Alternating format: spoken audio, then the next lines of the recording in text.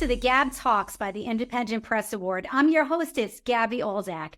To participate in the 2024 Book Award competitions, please visit independentpressaward.com and NewYorkCityBigBookAward.com.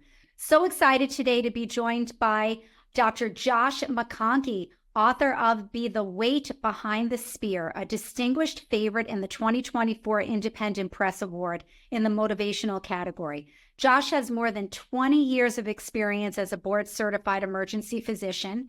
While in medical school, he commissioned into the Nebraska Army National Guard. Josh deployed to Iraq in 2007 as a flight surgeon. After some time in the Air Force Reserves as a critical care air transport physician, Josh earned the rank of colonel in 2019. He's a highly decorated member of the United States Air Force Reserves and commands the 459th Aeromedical Staging Squadron. He was a professor at Duke University from 2013 to 2014 and an adjunct until 2018. He offers youth leadership training, business leadership development, and team building workshops. Josh joins us today from Apex, North Carolina, where he lives with his wife, Elsa, and their 3 children. Congratulations, Josh, and welcome to the GAB Talks. Thank you very much, Gabby. I appreciate the chance to come in and interview and chat with you guys. I'm obviously very excited about this book. It's my first time writing a book. It's your debut. It's been very exciting. Yeah, debut book. Yeah, and what a way to get out of the gate. You know, Josh, your leadership initiative was inspired from your childhood, your time spent in combat, and as a United States Air Force commander. Explain the significance of your title and your leadership ethos, Be the Weight Behind the Spear. Yeah, so that Be the Weight Behind the Spear on my challenge coin. Boy, I bet I've even got a copy on one here. I could probably grab one of my challenge coins to show you guys. But I've got the Latin inscription along the bottom of that coin, Gravitate Hastem. You know, it's a gravity of the spear, be the weight behind the spear. And that leadership ethos is really a call to action for Americans. And then a lot of the men and women that I'm fortunate enough to command, getting behind our heroes. So, you know, with 22 years in the military, I've got to do a lot of very unique and interesting things. In my time at Iraq, there was a lot of scary things. I was very lucky to survive that. And, you know, we can't, you know, for Americans, you know, sometimes I think they feel detached from what their involvement in our national security picture. I think what they do every single day matters. And what I'm trying to get people to do is engage in their communities. We can't all be, you know, the special operators kicking in doors and shooting bin Laden in the face, right? Right. That's not what I do. Not possible. But I take care of men and women that do that. And for the rest of Americans, getting behind their future leaders, their children, you know, the heroes and the police, firefighters, your teachers, you know, that's the best resource that we have in this country is our people, coaches, mentors, volunteers, and families. That's what makes our special operators, these men and women that do some pretty amazing things. That's what gives them the confidence and the monster egos that they have that allow them to do some of these crazy things, because we ask them to put their lives on the line every single day. So Americans can be the weight behind the spear. And so I think that's really important. I'm trying to get that message out. Josh, who do you consider, you named a few, to be the key individuals who are that weight behind the spear? You know, for me, it's my family. Your family. You know, my wife, my children, my siblings growing up, my teachers. I have some good poignant stories in the book about, you know, little Josh pulling some shenanigans and, you know, kind of getting put in the right place and getting taught some life lessons by some teachers and coaches in my family that put me in a position where I can pay that forward to the men and women that I command. So that's been my weight. You said the strength of the American family, and I love this quote, and the cultural bonds formed around the dinner table offer some of the key ingredients required to ensure the success of our children and their future. Tell us a little bit more about that, why that's so important. Yeah, thank you. I have dinner with my family every night, so I'm on the same page. Yeah.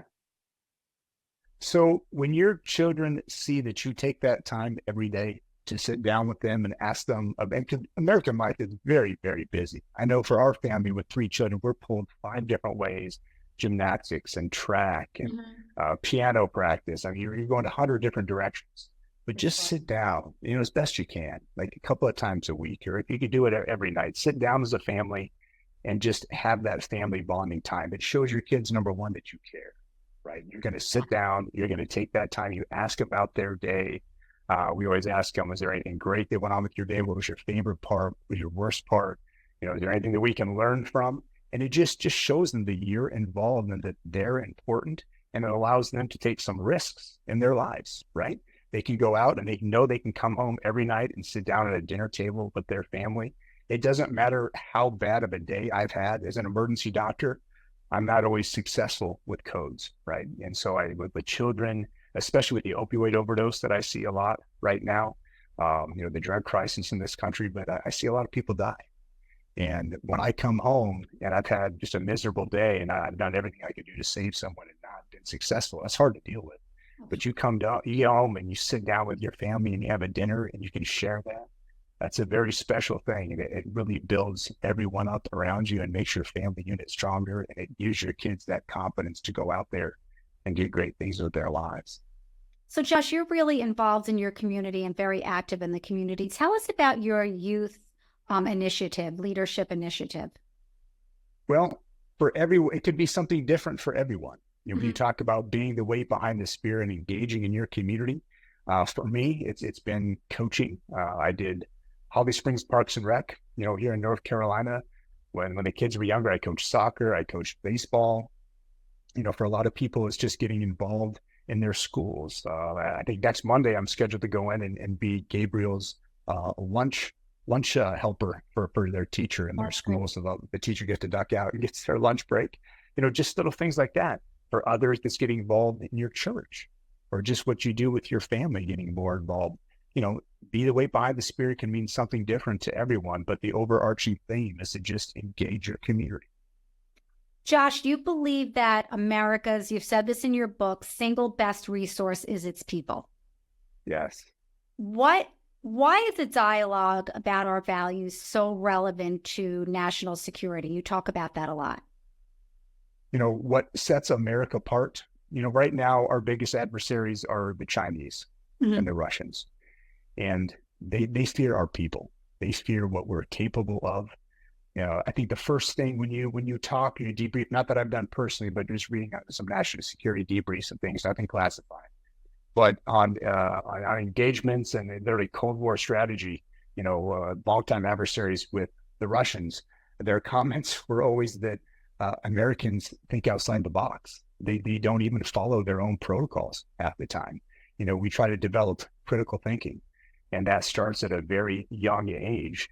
I think that leadership model, be the weight behind the spear, contributes to that with those family values and the cultures that we develop. But that is what sets America apart. That's what China fears. That's what Russia fears, is our people. They know we have a very well-equipped military, but it's our people. It's the coaches, teachers, volunteers, and families behind our heroes that really give us the edge. So what do you think is the difference between great leadership and bad leadership? That's such a great question. Thank you. Everyone knows a bad leader, right? Everyone.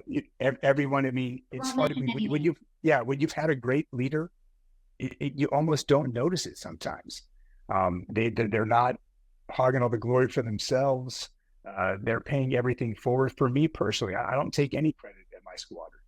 It's the people around me. We just had a big unit effectiveness inspection about a month or two ago. We had a nuclear operations inspection, and I try to lead. I lead by example. I don't like to micromanage. I surround myself with very good people and try to recognize good talent. And if people aren't pulling their weight, then that's when I have that discussion. I have to find someone else to fill that role. But when you get the right people around you and you just let them do their job, I think General Patton had some of the best quotes on leadership. Don't micromanage. Just give them your intent, and they'll take care of it. You can't get in everyone else's business. Then you'll see on the flip side of that, when you have a bad leader, somebody who's just always, they take all the credit. Have you seen Christmas Vacation? Yes, I love that movie. All right. Yes. So that great when he gets that cereal varnish formula to his boss, and his boss goes and presents that and just, obviously takes all the credit. Yeah. Yeah, that movie is just absolutely hysterical. So many Bad good ones leader. from That happens pretty often. It does, but you immediately recognize bad leadership. Sure. Good leadership. Sometimes you don't really appreciate it until you've had some very bad leaders. That's probably the best way to describe it. You're a flight surgeon and the director of Special Forces operators. They're para-rescue men or PJs who carry out tremendous civilian and military rescues. Really elite group of individuals. What do they all have in common? I think they don't quit under any circumstances. No matter how overwhelming the odds are, no matter what mission set you put in front of them, it is very humbling to serve with these types of men and women. A lot of them lose their lives. My cousin Zachary is the Special Forces, was a combat control in the Air Force, and now he's an 18 Delta Special Forces medic on the Army side. He actually just retired on April 1st. He's the last person alive from his graduating class. Wow. So when you try to put into perspective how dangerous these jobs are, they go through a mental health and psychiatric screening process that there's not a lot of people on the planet that can mentally do what they do, let alone physically. And that's probably some of the things I take the most pride in is my time that I have got to work with individuals like that. I'm sure. What can we learn from them? Just no excuses. Ultimate accountability. So when someone comes to you for a problem, you recognize people, especially, the men and women under my command.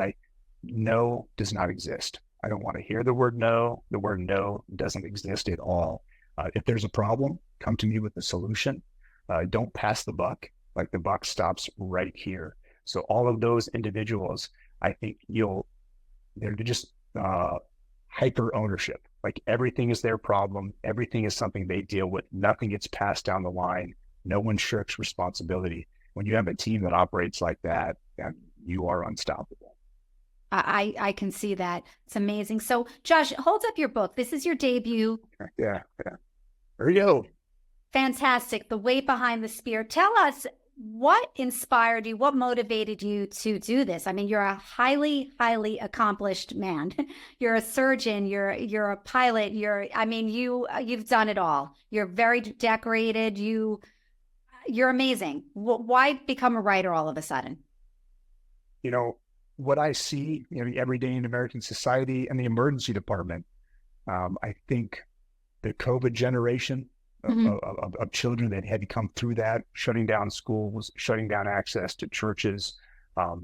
So I see every day the repercussions from the anxiety, the depression, and unfortunately some increased suicide risks. There's an entire generation of Americans that I feel like we have failed miserably. And so the whole impetus behind this book was to try to get this message out there. America right now is separated, politically and generationally as it has been in a very long time. And I'm trying to do something to get Americans to focus on what I believe are some of the big problems with our youth. This is the future of our country. We're handing the keys to the car over to these kids in 15, 20, 25 years. And we have to teach them these basic skills of leadership. Because I feel like we set them up to fail. You refer in your book, you say that you think that we're eroding America's core principles. Yeah. Okay. What from what you've seen, your experience, what makes you think that? And how can we prevent that from continuing? Well, just what you see every day with the anxiety, the mental health issues, and a lot of the depression in this younger generation. I think people are much busier. They focus more on social media. I think taking a little bit more time and sitting down at the dinner table with your family and spending putting the phones down, putting the phone down while you're doing that. Put the phones down. Yeah. So much of this, the inability to cope with situations, inability to cope with stress, has a lot to do with I think just American life, what it's turned into in the last 10 years, and social media does play a big part of that. When I was a kid growing up, to bully somebody, you had to go punch him in the nose. Now you just type away on a keyboard from halfway around the world and you can make people's lives hell. Just So with many social ways. media. Yes. It's bizarre, but that's what these kids live with. That's all that they know. And it's our responsibility, like everyone in America, like coaches, teachers, volunteers, parents, like it is our job to teach this next generation. And I think we can do a much better job than what we're doing. I love that in the book you share many experiences from your childhood, from working in the emergency room for combat. Yeah. You've had more than one brush with death. How has that, yeah, a few. How has that shaped your belief system, who you are, and how you carry out your life? Well, it's really strengthened my faith. Like, it was probably the biggest thing. You don't find a lot of atheists in foxholes. Yes, right. When you stare death in the face, and just the first air assault that I did, I was very, very sure I was going to die. They had shot down 8 aircraft in 2 weeks. The day I landed in theater, they shot down one of our helicopters. Actually, the pilots lived, and then on that air assault alone, you just realize that it's not about how big your house is and what kind of car you drive and how much money you make. Like, nobody cares. Like, in combat and with those life and death situations, You're all the same. Everybody's the same. You know, what I love, some of the stories I love the most, when you have incoming mortar fire, okay, you've got lots of individuals that kind of live behind the wire and don't really get a lot of exposure to danger. You've got big people, small people, big, strong people. And then you've got these special operations guys that have been through absolute everything and have nerves of steel. But let me tell you, when those mortars come dropping in on you, everyone freaks out. Everyone's scampering for cover. It's just an elemental instinct. Everyone is reduced to the exact same thing. Nobody cares about your car, your house, and your money. Like, you're going to die here.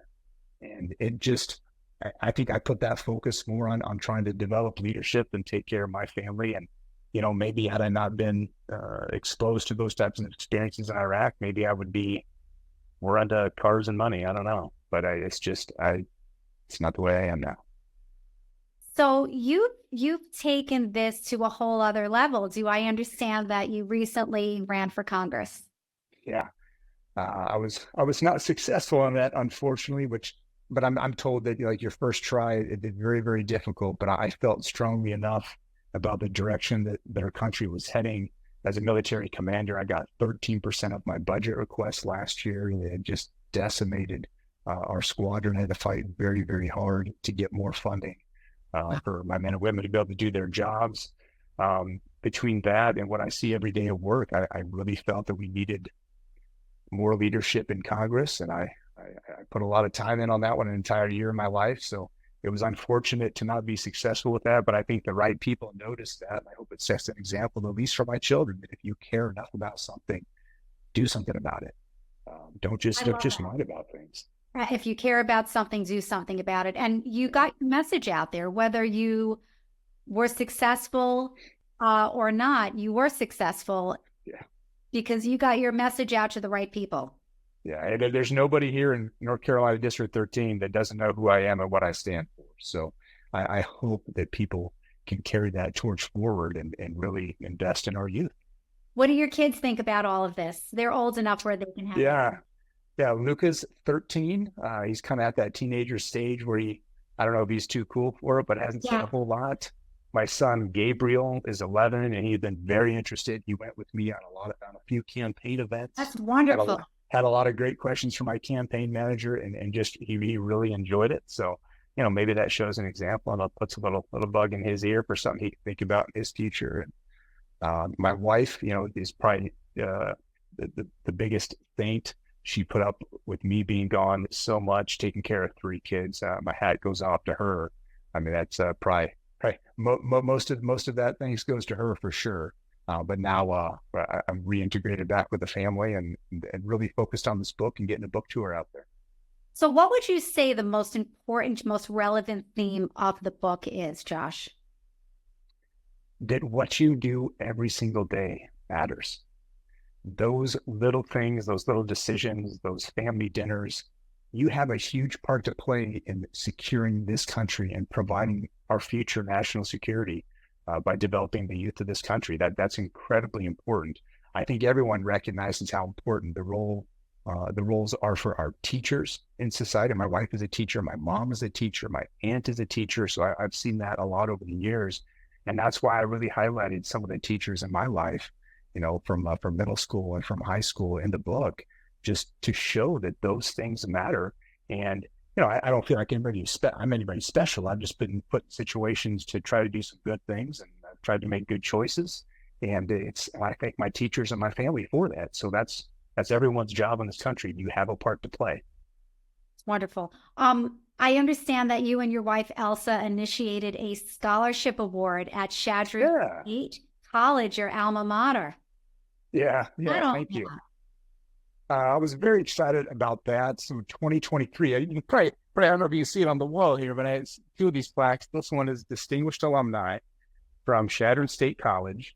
And then this one was, thank you. That was 2023. And then 2022, there was a Hall of Fame, the Wall of Fame for Alliance Public Schools. So just, I feel like I can provide an example for a lot of kids that grow up in small rural communities. The world is a very, very big place, and they need you. Get out there, get involved. Like I said, I'm nobody special, but I've just been put in some situations where I was able to take advantage of situations and do some. Well, you grew up in Nebraska. You grew up in Nebraska, and small town, I'm assuming, and now you're a surgeon, a highly decorated officer. So you're setting an example. Yeah, I hope so. I hope people see that. I mean, regardless of where you come from, big town, small town, anywhere in this country, this is America, and anything is possible. I truly believe that, and that's really the message I'm trying to get out in this book. Josh, what is next for you? Physician, decorated officer, award-winning author. What are you planning on next? Yeah, right now, taking care of my family after being gone. I mean, basically for an entire year. I'm still a commander at Andrews Air Force Base. So there's always lots of things and national security issues to take care of. I've got men and women that are in and out on deployments on a fairly regular basis. That's what we do in Aeromedical Staging Squadron, is we deploy men and women to provide the best health care anywhere on planet Earth. Critical care air transport, those my mobile ICU teams. I have a team leaving next week to do just that. Wow. So thank you for your service. Yeah, thank you. I've got a great team, and I'm very excited that they're able to get out there and do that mission. I've been in for 22 years, and I suppose I'm a little bit jealous. Not that I'm an old guy, but those opportunities are probably few and far between for a colonel these days. What does your team think about your book? I've had several members read it. I think they enjoyed it. They had great things to say. They say the book is very easy to read. And knowing me and talking with me, it comes out in the book. That's exactly how I talk. That's exactly what I'm about. I can hear your voice in the book. It's a great read, and it's really interesting. And I love the personal anecdotes. It's really fantastic. So as I mentioned in the intro, you do offer youth leadership training, business development training, and team building workshops. How can our listeners and viewers find out more about all of that, and also, of course, purchase fantastic book? Thank you. So there's two websites. The website for the book, waitbehindthespear.com, will give you some information and to order that book. It's available on Amazon, Barnes & Noble, Walmart, Target, pretty much anywhere you can order books online. And, to book me for engagements, I speak with a lot of high schools, a few businesses as well. Josh McConkey for America.com. Always available. Fantastic. Well, Josh, thank you so much. Thank you for your service. The book is fantastic, and I look forward to hearing more about it everywhere. Well, Gabby, thank you very much for the opportunity, and thanks for what you do with the book awards, and I am very appreciative. Thank you very much. Thank you. Enjoy your family. Everyone, Dr. Josh McConkey, thank you so much. Have a wonderful day. Yes, ma'am. Thank you. Thank you. This is your hostess, Gabby Olzak of the GAB Talks. Join us next podcast when we speak with Vito Di Barone, author of the YA series Botheration. Until next time, keep on reading. Have a great day.